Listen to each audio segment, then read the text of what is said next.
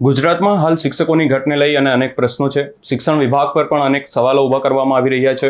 શિક્ષણ વિભાગ દ્વારા દર વર્ષે કરોડો રૂપિયાનું ખર્ચ કરવામાં આવે છે, શિક્ષણને લઈને ખર્ચ કરવામાં આવે છે, પરંતુ શિક્ષકોની ઘટ પૂરી નથી થતી એવી અનેકવાર રજૂઆતો કરવામાં આવી છે. અને શાળાઓમાં પણ જે બાંધકામ છે, જે અનેક સુવિધાઓ છે જે આપવી જોઈએ એ સરકાર આપવામાં નિષ્ફળ રહી હોય એવા નિવેદનો આપણે અનેકવાર સાંભળ્યા છે. અને હવે ડેડિયાપાડામાં પણ આવો જ મુદ્દો ઊભો થયો છે અને હવે આને લઈ અને રજૂઆત કરવામાં આવી છે. સમગ્ર બાબતે વિગતે ચર્ચા કરીશું. નમસ્કાર, હું છું ઉજ્જવલ અને આપ જોઈ રહ્યા છો નિર્ભય ન્યૂઝ.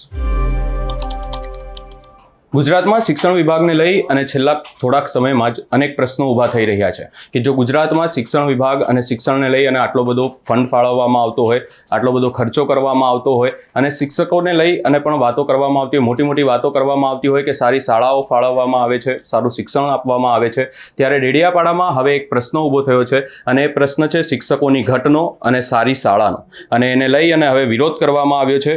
ડેડિયાપાડા તાલુકાના ચિકદા ગામ ખાતે આવેલ મોડલ સ્કૂલ કે જે સ્કૂલ ખાતે ધોરણ 10 થી 12માં કાયમી કે જ્ઞાન સહાયક એક પણ શિક્ષણ ન હોવાની અને કોઈ પણ શિક્ષક ન હોવાની વાત કરવામાં આવી છે. શાળાનું બાંધકામ જર્જરિત છે અને અનેક સુવિધાઓ નથી અને સુવિધાઓ ઉપલબ્ધ કરાવવા માટેની માંગ કરવામાં આવી છે અને એને લઈ અને ચીમકી ઉચ્ચારવામાં આવી છે. વધુમાં ત્યાંના લોકોએ માંગ કરતા શું કહ્યું, સૌપ્રથમ એ સાંભળીએ. જી, આજે શા માટે તમે અહીંયા પ્રાંત કચેરીએ તમને આવવું પડ્યું છે? અમે ચિકદા ગામમાં મોડલ ડે સ્કૂલ છે, એમાં અત્યાર સુધી 2-3 મહિનાથી કોઈ શિક્ષક છે નથી. એના માટે અમે માગણી માટે આવ્યા છે અહીંયા મામલતદાર કચેરી, પ્રાંત કચેરીએ. અને અત્યારે થોડા સમયની અંદર છોકરાઓનું એક્ઝામ છે, તો હાલમાં કોઈ ટીચર છે નથી, તો એમને ભણાવશે કોણ? એના માટે અમે માગણી માટે આવ્યા છીએ. બીજી વસ્તુ કે એમને 2 વર્ષથી જમવાનું આપવામાં નથી આવતું, એક નાસ્તો આપવામાં નથી આવતો. એ છોકરાઓને સ્કૂલ વેન હતી એ પણ બંધ કરી દેવામાં આવી છે.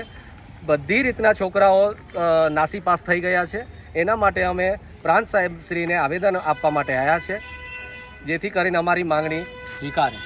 ઓકે, આજે તમે અહીંયા આવેલા છો પ્રાંત સાહેબની ત્યાં, તો તમે અહીંયા શું રજૂઆત કરી? અમને સ્કૂલમાં ટીચરો જોઈએ છે. એક ટીચર નથી સ્કૂલમાં અને છોકરા એમ જ રમીને ઘરે જતા રહેતા છે. પછી અમને ઘરે બી ખીજવાય છે કે તમે સ્કૂલમાં શું કરીને આપતા છો. પણ અમે શું કહીએ કે હવે ટીચર નથી તો અમે બી શું કરીએ? કેટલા વર્ષથી શાળામાં શિક્ષકો નથી? અમે ચાર વર્ષ થયા છે. 9મા ધોરણથી અમે અહીંયા અભ્યાસ કરીએ છીએ અને 9મા ધોરણથી ટીચરો પેલો ગ્રાન્ટ સહાયકો બદલી કરે છે, તે જાય છે ને આવે છે. પણ આ વખતે 12માનું જેવી આ એક્ઝામ આવવાની છે તેવી ટીચરો ગાયબ છે. તો અમને ટીચરો જોઈતા છે અને એક તો અમે વિજ્ઞાન પ્રવાહમાં છે, તો અમને ખાસ ટીચરોની જરૂર છે અને અહીંયા એક બી વિષયનો શિક્ષક નથી. ઓકે, અમારે તમે શું કહેશો? ચિકદા મોડેલ ડે સ્કૂલમાં કાયમી શિક્ષકનો માંગણી છે, એટલે છોકરાઓનું ભવિષ્ય બગડે નહીં એ માટે અમે પંચાયત થકી બી 4-5 વાર અમે છે ને લેખિતમાં આપી છે લેટર પેડ પર, તે છતાં બી હજુ કંઈ નિરાકરણ નથી આવ્યું. એટલે અમારે છોકરાઓનું ભવિષ્ય બગડતું છે, એટલા માટે અમારે છોકરાઓનું શિક્ષકની માંગણી કરતા છે. ચિકદા મોડલ ડે સ્કૂલમાં છેલ્લા ઘણા વર્ષથી શિક્ષકોની ખૂબ જ અછત છે. ધોરણ 8 થી 12 અભ્યાસ કરે છે, જેમાં પ્રાથમિક શાળાના 4 વર્ગખંડો ભૌતિક સુવિધા માટે ટેમ્પરરી ફાળવી આપવામાં આવેલા છે અને 6 થી 9 ધોરણના છોકરાઓ જમવાનું જે શેડ છે પ્રાર્થના હોલમાં, એમાં બેસીને અભ્યાસ કરે છે. વારંવાર પંચાયત થકી, ગ્રામજનો થકી, વાલીઓ થકી તંત્રને રજૂઆત કરવા છતાં નિરાકરણ ન આવતા આજરોજ અમે પ્રાંત અધિકારીને આવેદનપત્ર આપવા આવ્યા છે. દિન 7માં એનું નિરાકરણ નહીં આવે તો અહીં ઉગ્ર આંદોલન કરીશું એવી અમે માંગણી કરેલ છે.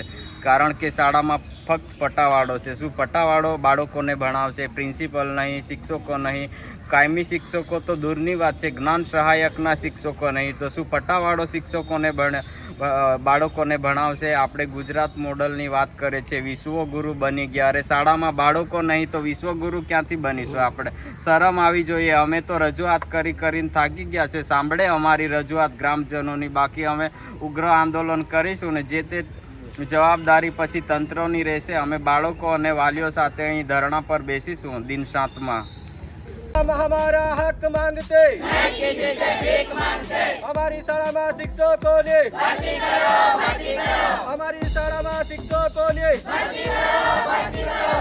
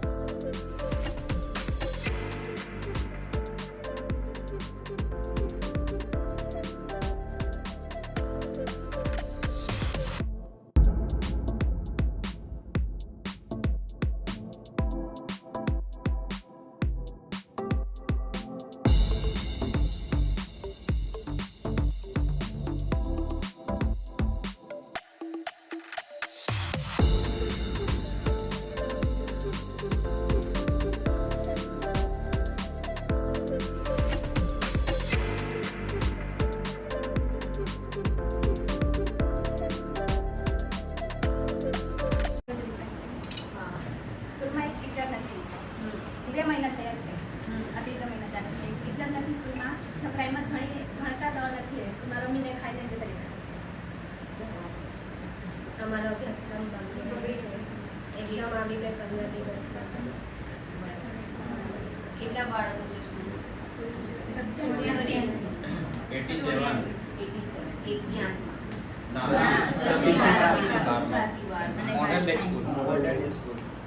અને 12 સાયન્સ છે. 12 સાયન્સ છે, એક પણ ટીચર નથી. અને જે પ્રિન્સિપલ મેડમ ઇન્ચાર્જમાં હતા એ પણ જતા રહ્યા છે. અને બીજી વસ્તુ કે છોકરાઓને 2 વર્ષથી જમવાનું નથી મળતું, નાસ્તો નથી મળતો, અને છોકરાઓને જે સ્કૂલ બેગ આપવામાં આવે છે મેડમ એ પણ નથી. છોકરાઓ ચાલીને જાય છે અને ચાલીને આવે છે. હા, એટલે અમારી એ રજૂઆત છે. અને 14 વર્ષથી અત્યાર સુધી બિલ્ડિંગ બંધાણી નથી મેડમ. આ છોકરાઓ બધા પ્રાથમિક શાળા છે, અમારી ચિકદા પ્રાથમિક શાળા, એમના 2 ઓરડામાં ભણે છે. બીજા જે બેસવામાં તકલીફ પડે છે તો પંચાયતે જે શેડ બનાવી આપ્યો છે એમાં બેસીને ભણે છે. સ્કૂલના બિલ્ડિંગ નહીં ને મેડમ, એના માટે પ્રાથમિક શાળા ગ્રુપ શાળા છે, એમાં કુલ 4 વર્ગખંડો એમના માટે ભૌતિક સુવિધા કરી આપી છે. જેમાંથી 12મું ધોરણ એક વર્ગખંડમાં બેસે છે, 10મું એક, 9મું એક ને બીજું 4થું જે વર્ગખંડ છે ને એમાં ઓફિસ કાર્યરત છે. અને 6, 7, 8ના જે બાળકો છે ને એ મધ્યાહન ભોજનનું જે શેડ છે ને એમાં બેસે છે. હાલ ચોમાસું ચાલે છે ને એટલે આખું વરસાદ એમાં આવે છે. અને એક કાયમી શિક્ષક તો દૂરની વાત છે મેડમ, જ્ઞાન સહાયકનો શિક્ષક નહીં, ઇવન પ્રિન્સિપલ છતાં શાળામાં નહીં, તો બાળકો કઈ રીતે ભણશે? અને પંચાયત થકી વાલીઓ થકી અવારનવાર રજૂઆત કરી છે, છતાં તંત્રોએ પણ કઈ ધ્યાન નહીં આપતી મેડમ. એટલા માટે અમારે અહીં આવવું પડ્યું છે. અવારનવાર પ્રિન્સિપલ મેડમે પણ જિલ્લા શિક્ષણ અધિકારી શ્રી ડીડીઓ શ્રીને રજૂઆત કરી છે. સરપંચ મેડમ છે, અમારા સરપંચ મેડમે પંચાયતના લેટર પેડ સહિત ઉપર રજૂઆત કરી છે, છતાં કોઈ ધ્યાન નહીં આપતું. એવું નહીં મેડમ કે શાળા નહીં, 2014 થી શાળા છે, એમાં 14 કરોડ જેટલું ગ્રાન્ટ આવીને પડેલી છે. હવે બિલ્ડિંગ જ નથી બનતી, બધી શાળાઓ બનેલી છે, આ ગામની શાળા નહીં બનતી. 2014 થી ગ્રાન્ટ આવે છે, ટેન્ડર રિન્યુ થાય છે અને જતું રહી છે. અમારે શું કરવાનું? અમારું નહીં સાંભળતા, કમસે કમ બાળકોનું તો સાંભળે. આ બાળકોનું ભવિષ્ય શું? એક તો વિજ્ઞાન પ્રવાહ છે, આ લોકોને 15 દિવસમાં એક્ઝામ આવે તો બચારા છોકરા કરશે શું? અને પંચાયત વતી મેડમ બિલ્ડિંગ માટે જગ્યા ઓલરેડી ફાળવણી કરી દીધેલી છે, છતાં પણ બિલ્ડિંગ નથી બની. તો થોડું છોકરાઓનું ધ્યાન શિક્ષણ પર ધ્યાન રાખીને થોડું શિક્ષણનું ધ્યાન દોરો તો સારું, જેથી કરીને છોકરાઓનું ભવિષ્ય બગડી રહ્યું છે. ટીડીઓ સર આવેલા મેડમ, અમારા હતા જેટકો જીએબી ની જમીન ફાળવણી બાબતે છે ને, ટીડીઓ સાહેબ આવ્યા હતા, એમને અમે રજૂઆત કરી હતી. ટીડીઓ સાહેબે અમને આશ્વાસન આપ્યું હતું કે અમે છે ને ટૂંક સમયમાં એનું નિરાકરણ કરી દઈશું. ટીડીઓ સાહેબ બી દેખાયા નહીં અમને. અમારે શું કરવાનું? યોગ્ય છે અને જે પણ સક્ષમ કક્ષા છે ત્યાં સુધી તમારી રજૂઆત પહોંચે એવું પૂરતો પ્રયત્ન. ભરતી ના થાય તો અમે દિન 7માં પ્રાંત કચેરીએ બેસીશું, ધરણા કરીશું. કારણ કે 15 દિનમાં એક્ઝામ આવે છે, પછી અમે ધરણા પર બેસીશું. શિક્ષકો જે છે એ તો આપને ખ્યાલ હશે કે ઉપરથી જ નિમણૂક થતી હોય છે. એ તો સરકારની ટેકનિકલ ઇશ્યુ છે, પણ હાલ ટેમ્પરરી મેડમ શિક્ષકોની જે થાય ને એટલું કરજો મેડમ. 15 દિવસમાં એક્ઝામ છે. 15 દિવસમાં એક્ઝામ છે. અને આ આવેદન પત્ર પર થોડું ધ્યાન દોરજો મેડમ, એવું અમે આશા રાખીએ છીએ. અને મેડમ આમાં મોડલ ડે સ્કૂલમાં મધ્યાહન ભોજન ને પૌષ્ટિક આહાર આપવાનું આવે છે. આ છોકરાઓને પૂછો મેડમ, જે આ 2 ચાલુ થયું છે, 2 વર્ષથી આ લોકોને કશું સુવિધા નહીં મળતી.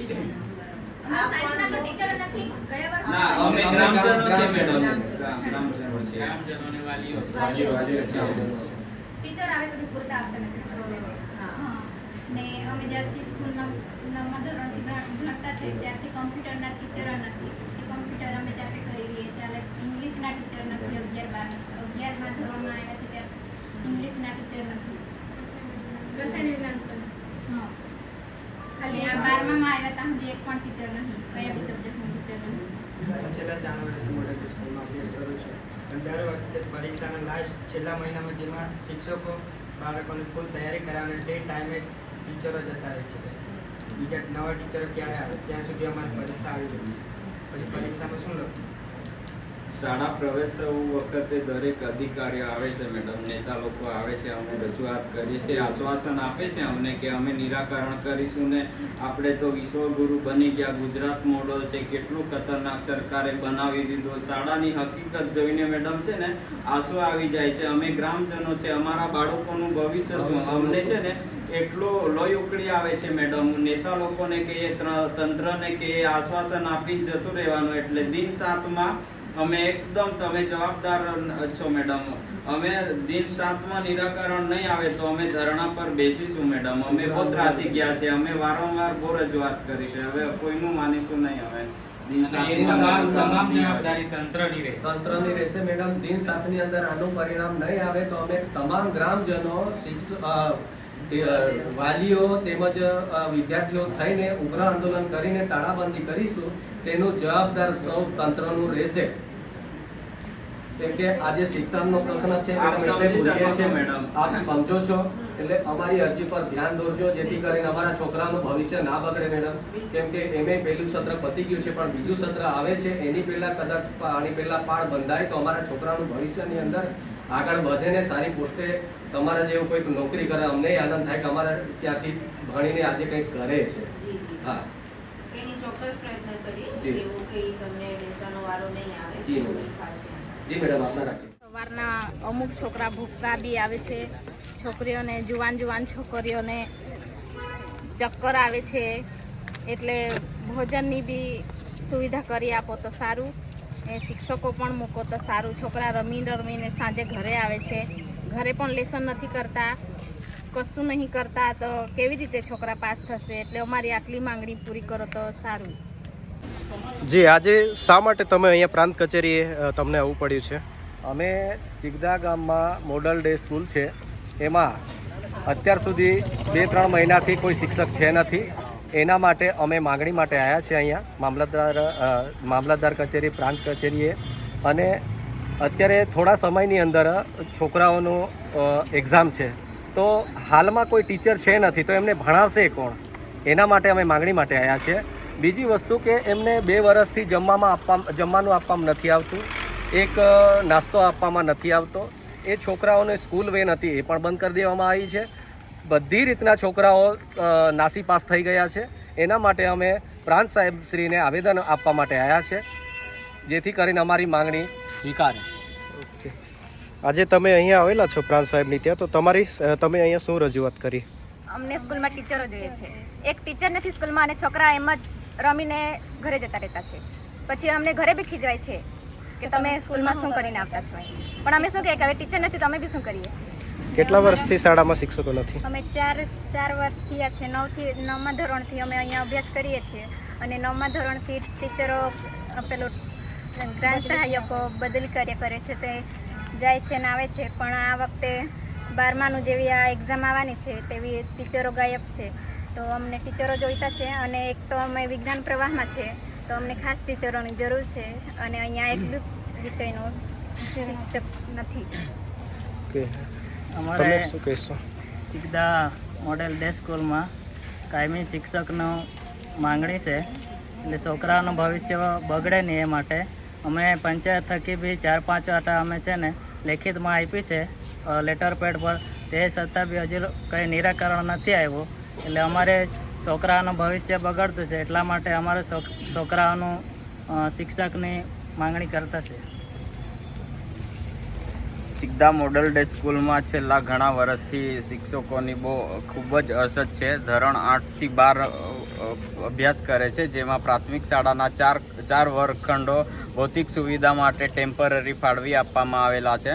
અને 6 થી 9 ધોરણના છોકરાઓ જમવાનું જે શેડ છે પ્રાર્થના હોલમાં, એમાં બેસીને અભ્યાસ કરે છે.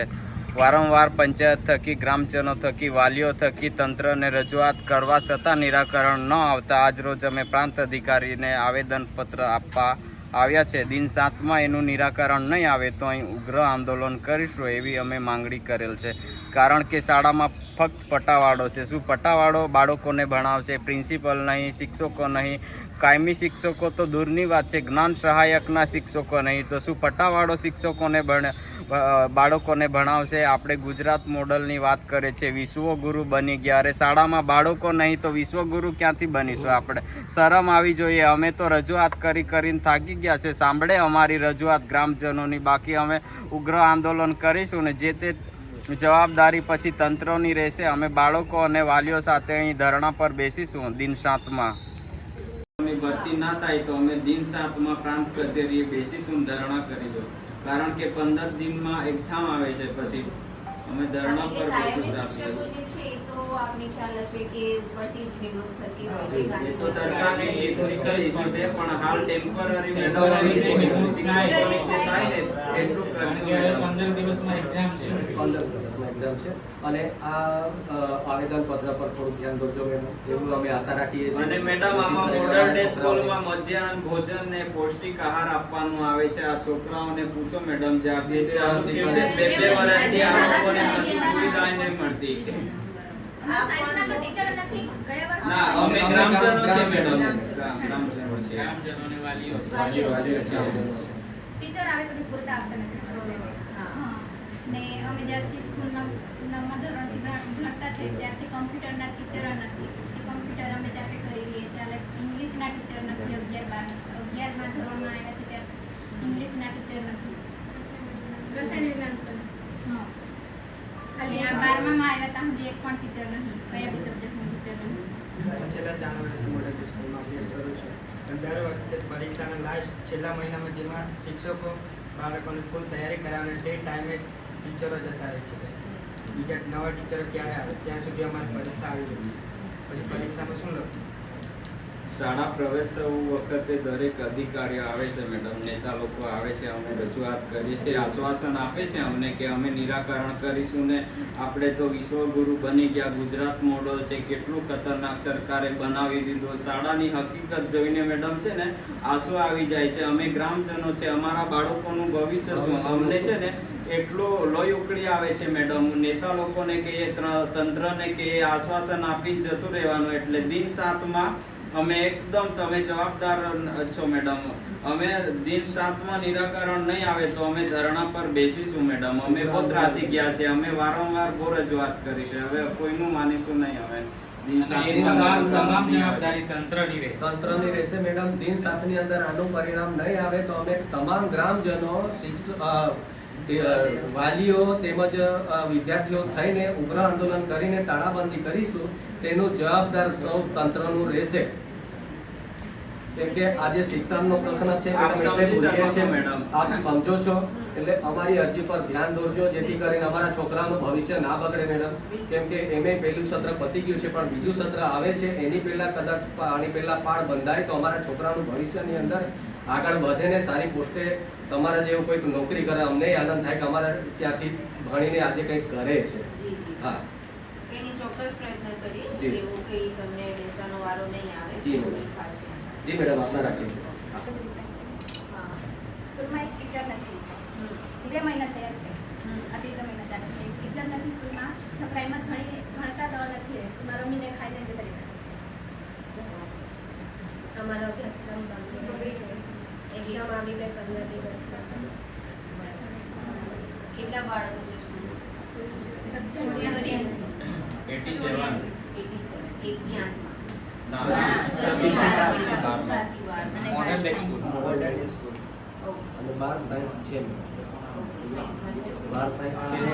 એક પણ ટીચર નથી. કેટલા બચ્ચાઓ છે 12 અને જે પ્રિન્સિપલ મેડમ ઇન્ચાર્જમાં હતા એ પણ જતા રહ્યા છે.